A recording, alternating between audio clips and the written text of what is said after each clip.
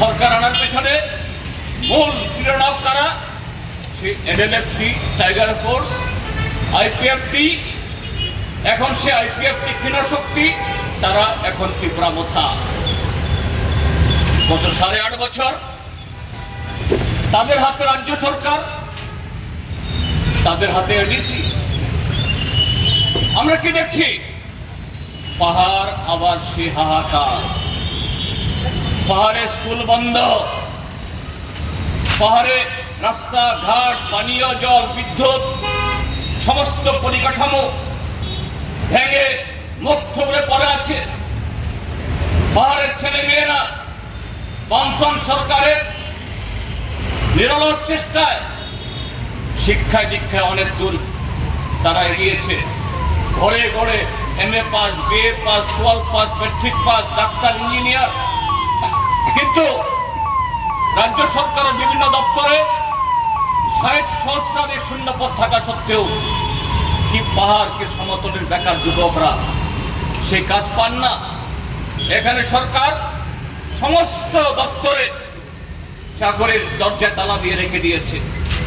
আর ছিটে ফোটা এখানে যে সমস্ত নিয়োগ হয় আউটসোর্সিং এর নামে বাইরে থেকে লোক নিয়ে এসে পেছন দরজা দিয়ে এদের ঢুকিয়ে দিয়ে এই রাজ্যের যুবকদের, এই রাজ্যের যৌবনকে তারা ঠকাচ্ছে।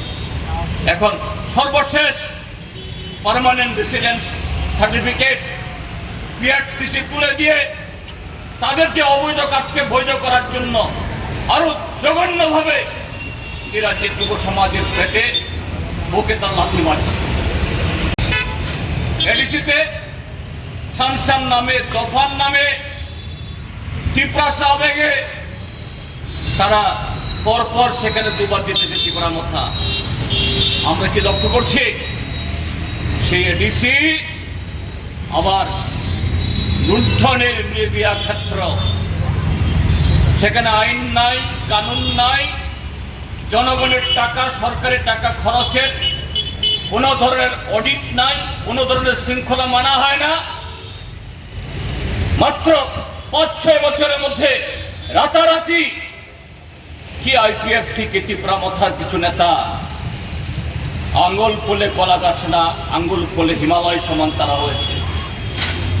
শহরে গ্রামে প্রাসাদ ওপন বাড়ি, লাখ লাখ টাকার গাড়ি, আর কদিন বাদে বাদে দেশ বিদেশ উঠছে।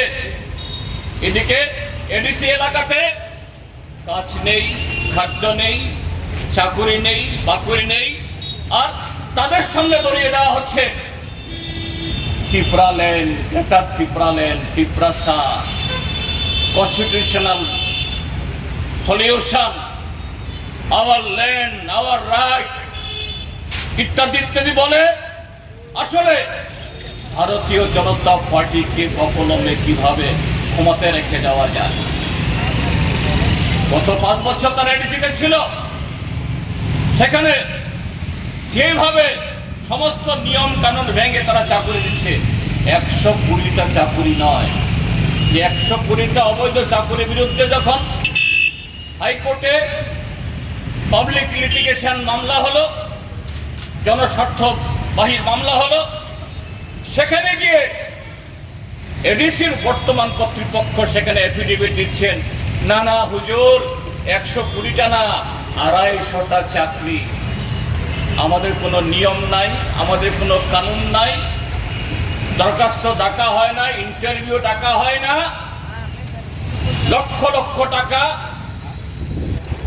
আদায় করে তার সাথে ওই তীব্রামথার কিছু নেতা, CM, EM, এদের আত্মীয় স্বজন, বউ জামাই, এদের কাছে বিলানো হয়েছে।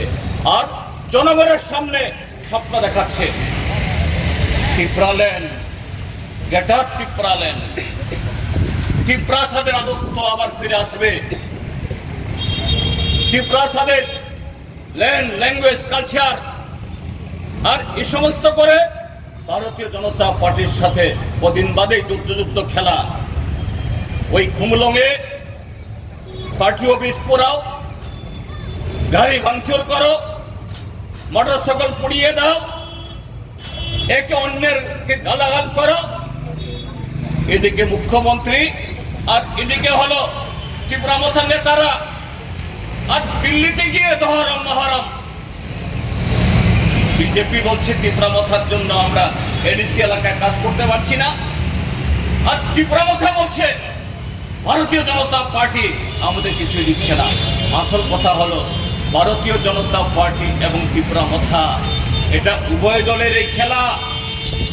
জনগণকে ঠকিয়ে তীব্রাসান নামে, তোফার নামে, থানসান নামে জনগণকে লুট করার খেলা।